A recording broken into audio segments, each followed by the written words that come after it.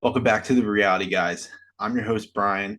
And yes, you're seeing this correctly. This is the first ever solo video done on this YouTube page. It's been over 250 videos, and we have finally hit a moment where I am the only person that is able to cover a show. And I am here to talk about Love Boat Episode 3. Okay, so the ship has now landed in Marseille, France.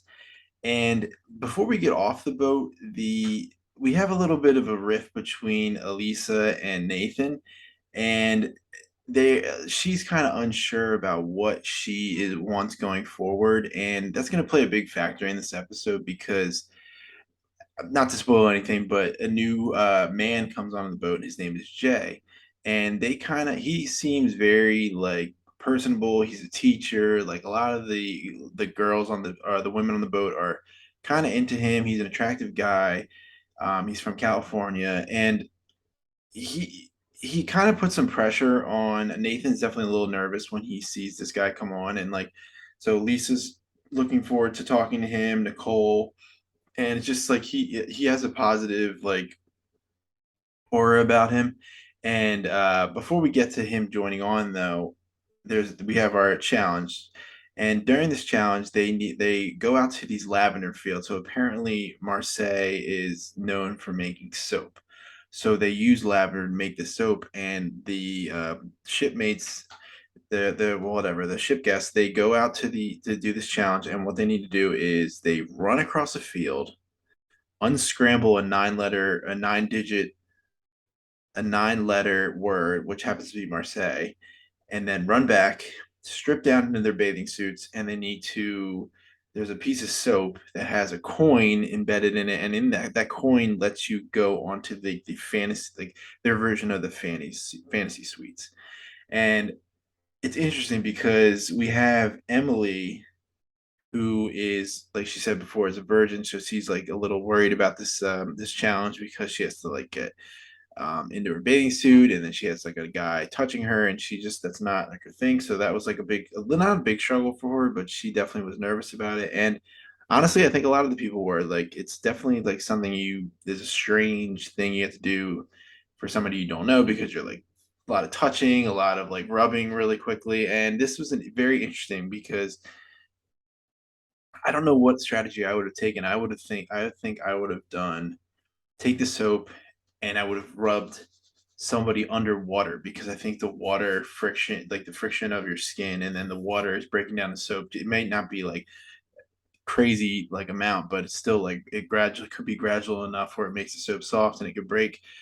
Um, the only people that really had trouble on this is like Emily and Marty had a little bit of trouble with the word.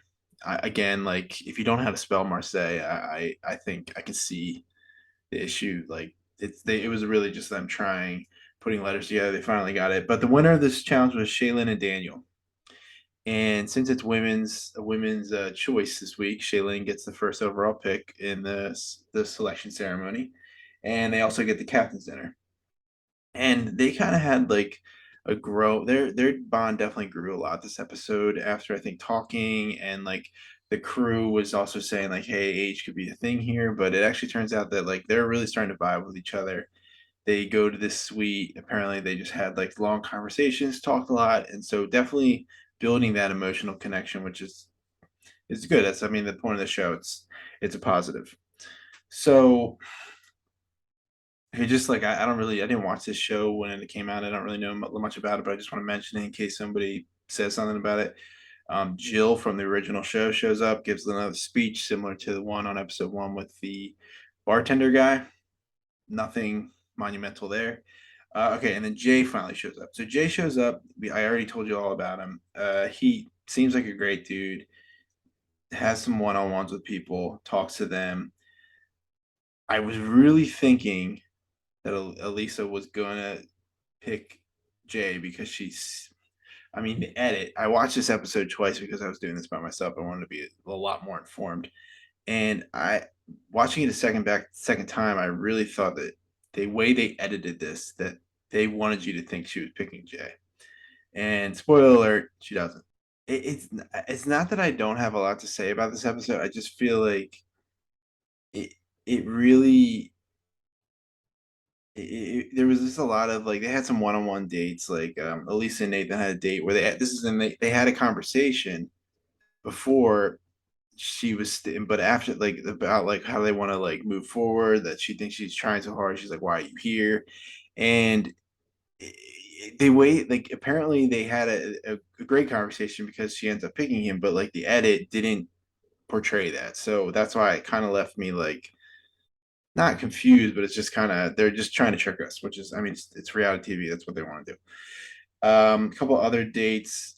Dean. I know we said a couple on the last episode. Dean. We didn't think Dean was sticking around, but apparently Nicole likes Dean. He's funny, and hey, man, girls like funny guys, and it rings true. Okay, let's see. I'm gonna just read off the order. So, because Shea-Lynn had the first round pick, she takes Daniel. No surprise there.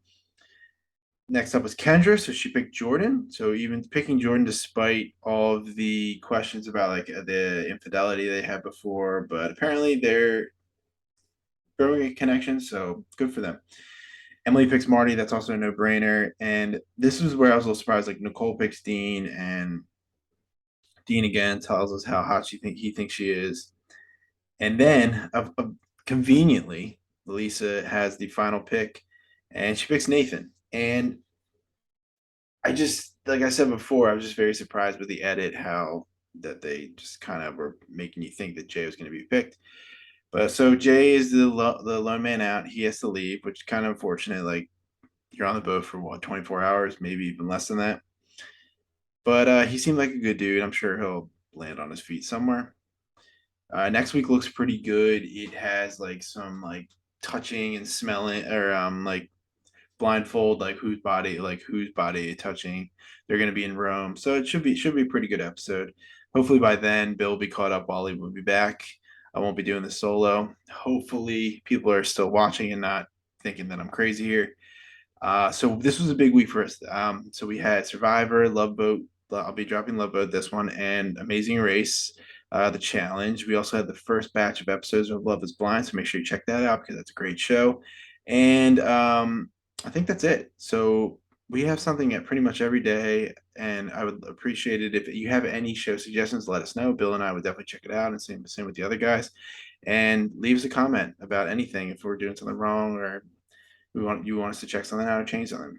We appreciate all the feedback. So I'll talk to you guys later. Bye.